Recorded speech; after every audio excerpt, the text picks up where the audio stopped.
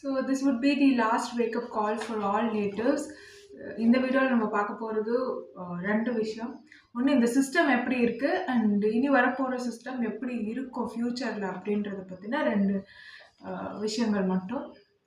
இந்த சிஸ்டமில் யாரெல்லாம் வந்து லீடர்ஸாக இருக்காங்களோ most of them were corrupted, first thing. இன்னொன்று, அவங்க வந்து மேனிப்புலேட் பண்ணப்பட்டிருக்காங்க. இன்னொன்று, அவங்களை ஹிப்னடைஸ் பண்ணுறது, இந்த பிரெயின் கேம்ஸ் விளையாடுறது, இந்த மாதிரியான விஷயங்கள் வந்து நிறைய நடந்துட்டு இருக்கு. ஜியூஸ்னால பிரச்சனை அப்படின்னு கேட்டால் கிடையாது. தன்னைத்தானே ஜியூ அப்படின்னு நினச்சிக்கிறவங்களால இங்கே நிறைய பிரச்சனை. இங்கே ரெண்டு விஷயம் தான். ஒன்று, அவங்களுக்கு அகேன்ஸ்டாக இருக்கவங்க, இல்லை அவங்களுக்கு வந்து வேலை செய்கிறவங்க. இந்த ரெண்டு பேர் தான் இருப்பாங்க. ஸோ அவங்களுக்கு வேலை செய்கிறவங்கள தான் அவங்க விட்டு வைப்பாங்க அப்படின்ற அளவுக்கு இப்போ போய்கிட்டு இருக்கு. ஜியூ வந்து பார்த்திங்கன்னா எவால்வ்டு, நல்லாவே எவால்வ்டு. பட் ஸ்டில் இந்த ஃபீல்டு கம்மியாக இருக்கிறதுனால, இந்த ரேடியேஷன்ஸ்னால எல்லா பீப்புளோட மைண்டும் சேஞ்ச் ஆகும். ஏன்னா அவங்களுக்கு டோப்பமைன் நீட்டிக்கிறதுக்கு வேறு வழி இல்லை அப்படின்னும் போது எது சரி எது தப்புன்னு தெரியாதப்போ இப்படி தான் நடக்கும். ஸோ அதனால் நேட்டிவ்ஸ் தான் ஏதாவது பண்ணணுமே தவிர, பீப்புள் தான் ஏதாவது பண்ணணுமே தவிர, கவர்மெண்ட் சைட்லேருந்து நமக்கு வந்து ஏதாவது ஒரு இது இனிஷியேட்டிவ் எடுப்பாங்க அப்படின்னு நினைக்கிறது முட்டாள்தனமான ஒரு விஷயமா இந்த நிலைமையில இருக்கும். அது மட்டும் இல்லாமல், எக்ஸாம்பிளுக்கு நான் சொல்கிறேன், இங்கே நிறைய கெமிக்கல்ஸ் இருக்குது. இந்த கெமிக்கல்ஸ் எல்லாம் பிரெயினில் வந்து சுரக்கும் போது, இல்லை இந்த கெமிக்கல்ஸ் பிரெயினை வந்து ஹிட் பண்ணும்போது உங்களுக்கு கொடுத்தாங்கன்னா, ஒவ்வொரு இடமும் ஒவ்வொரு எமோஷன்ஸுக்கும் ஒவ்வொரு ப்ரோக்ராமுக்கும் உரிய ஒரு இடமா இருக்கும். சின்ன சின்ன ரூம்ஸ் மாதிரி இருக்கும், அறைகள் மாதிரி இருக்கும்.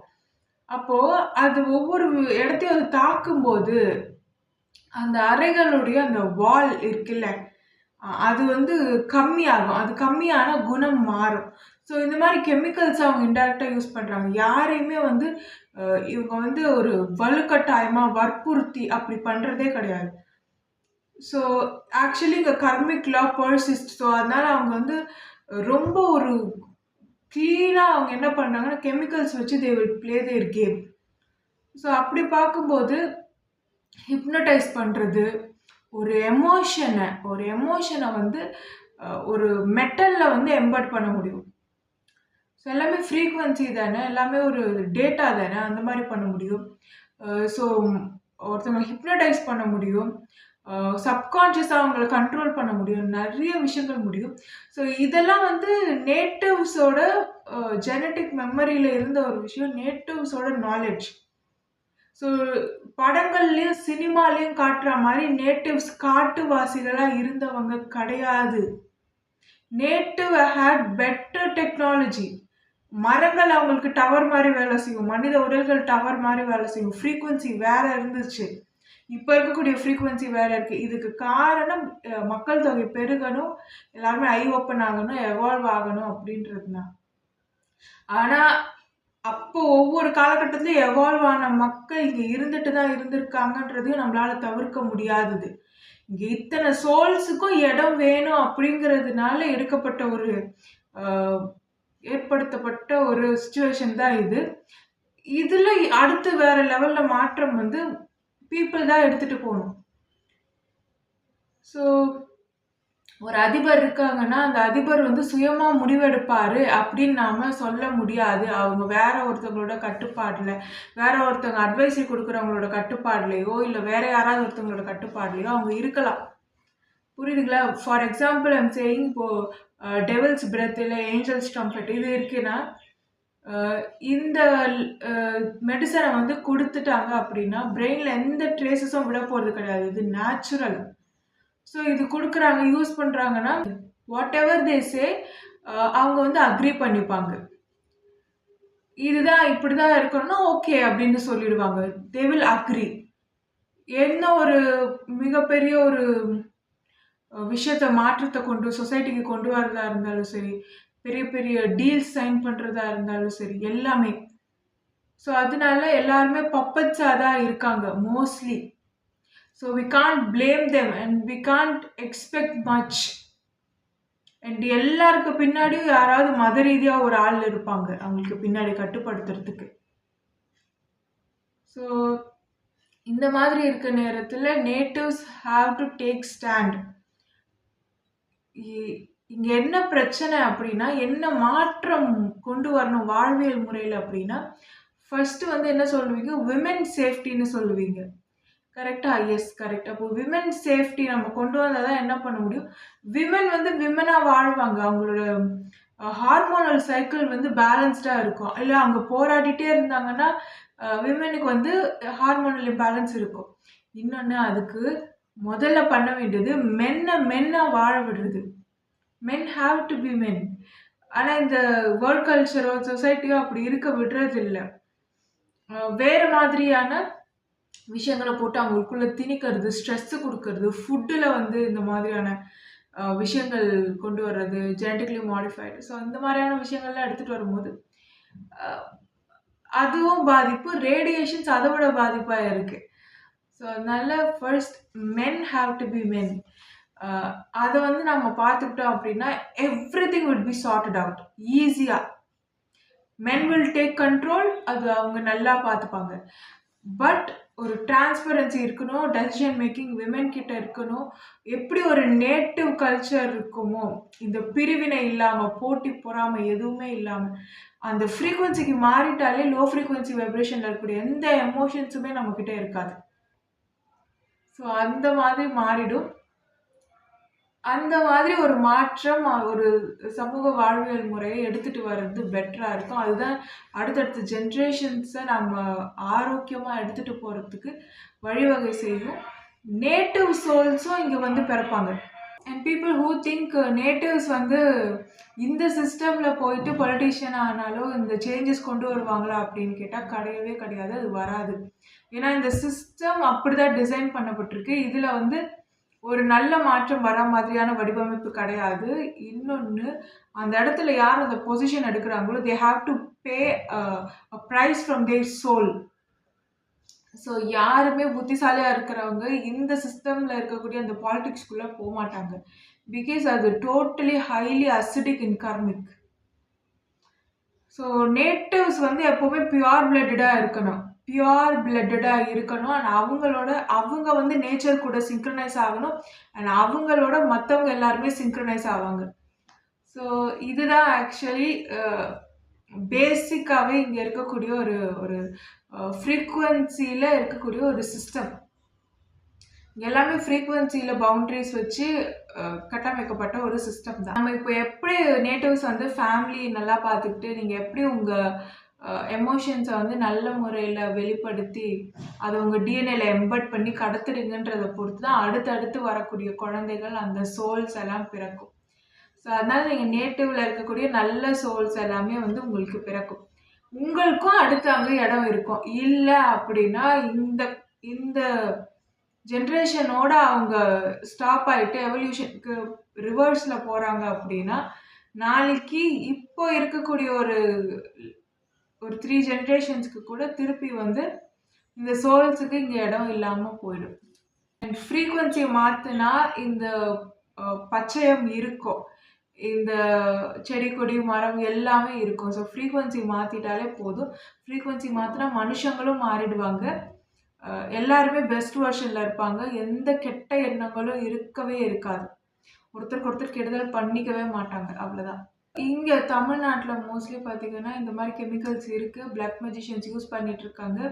அண்ட் ஒருத்தவங்களுக்குள்ளேயும் சண்டை மூட்டி விட்டுட்டு இருக்காங்க ஹஸ்பண்ட் அண்ட் ஒய்ஃப்குள்ள. அதுக்கப்புறம் அடுத்த ஜென்ரேஷன் சரியாக பிறக்க விடாமல் பண்ணுறது, தப்பான அட்வைஸ் கொடுத்து வாழ்க்கையை வேற வழியில் திசை திருப்பி விடுறது, இந்த மாதிரியான விஷயங்கள் எல்லாமே பண்ணிட்டு இருக்காங்க. பிகாஸ் அந்த நேட்டிவ் வந்து மரபு வந்துடக்கூடாதுன்னு. இன்னொன்று, இப்போதான் நமக்கு ரைட் பிரெயின் நல்லா வேலை செய்யும், ஆக்டிவேட் ஆகும், பழைய ஜீனில் இருக்க மெமரி எல்லாம் வரும். இந்த டைமில் ஏஐ கொண்டு வர்றது இருக்கிறதுலே வேர்ஸ்ட் திங். ஏஐ யூஸ் பண்ணீங்க அப்படின்னா அடுத்த தலைமுறை மூளை மொடமாக போயிடும். ஒரு விஷயம் இதை எப்படி சொல்லணும்னா, இப்போ நம்ம பிரெயினுக்கு சின்ன சின்ன ஆக்டிவிட்டிஸ் கொடுக்கணும். நம்ம ஏஸ்தட்டிக்காக இருக்க எல்லா விஷயமும் திருப்பி எடுத்துகிட்டு வரணும். நீங்கள் வந்து ஏஏ எல்லாம் மெஷினே எல்லாமே பார்த்துக்கோம் அப்படின்னு நம்ம விடவே முடியாது. அப்படி விட்டால் நம்ம ரோபோட் மாதிரி ஆகிடுவோம். அப்படி பண்ணக்கூடாது. ஏஸ்தட்டிக்காக நம்ம பழைய கல்ச்சரில் என்னென்ன விஷயங்கள் இருக்குதோ அது எல்லாத்தையுமே நம்ம பேக் இன் ட்ரெண்ட்ஸ் கொண்டு வரணும், இன்க்ளூடிங் மொராலிட்டி அண்ட் ஹியூமனிட்டி. அதை எடுத்துகிட்டு வந்தால் தான் நம்மளோட பிரெயினில் இருக்க கெமிக்கல்ஸ் எல்லாம் பேலன்ஸ்டாக இருக்கும், அடுத்தடுத்த ஜென்ரேஷன் வரும். இல்லைன்னா இங்கேயே பட்டு போயிடும். எடுத்துக்காட்டுக்கு சொல்லணும்னா, இப்போது கால்குலேட்டர் வரத்துக்கு முன்னாடி நம்ம எப்படி கணக்கு போட்டுட்டு இருந்தோம்? கடன்னு கணக்கு போடுவோம். அப்போ அடுத்தடுத்த தலைமுறைக்கும் அந்த அந்த இது இருந்துகிட்டே இருந்தது. கால்குலேட்டர் வந்ததுக்கு அப்புறம் பாருங்கள், நம்மளாம் அதை யூஸ் பண்ணதுக்கு ஆரம்பித்ததுக்கு அப்புறம் பாருங்கள், ஒரு 2 ஜென்ரேஷன், அதுக்கப்புறம் வர ஜென்ரேஷன் அப்படியே இந்த கெமிக்கல்ஸ் தான் ப்ளூ பிரிண்ட்டாக இருக்கும். அடுத்த தலைமுறைக்கு இதே தான் அப்படியே போகும். இந்த பிரெயினில் இருக்கக்கூடிய கெமிக்கல்ஸ், இந்த முதுகுத்தண்டில் இருக்கக்கூடிய கெமிக்கல்ஸ் தான். ஸோ அதனால் இந்த மசிலுக்குலாம் எவ்வளோ வேலை கொடுக்குறோமோ அதே அளவுக்கு இந்த மசிலுக்கும் நம்ம வேலை கொடுத்தே ஆகணும்.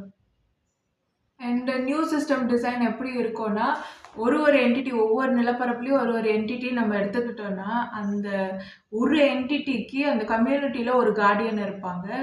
அதுக்கப்புறம் பார்த்தீங்கன்னா, அந்த என்டிட்டிக்கு அந்த நிலப்பரப்புக்கு ஒரு கார்டியன் இருப்பாங்க. அதுக்கப்புறம் வெஸ்ட்னா வெஸ்ட், ஈஸ்ட்னா ஈஸ்ட், அதுக்கு ஒரு கார்டியன் இருப்பாங்க. அப்புறம் இந்தியாவில் they will have one Guardian. உங்களுக்கு சவுத் இந்தியாவில் அந்த மாதிரி வரும்போது you will be having one Guardian, அந்த மாதிரி இருக்கும் அந்த குறிப்பிட்ட வேர்க்கால்களில். அதுக்கப்புறம் கடைசி மதர் நோட்டில் பார்த்தீங்கன்னா you will be having one Guardian. So உங்களுக்கு டோட்டலாக 6 இருக்குமா.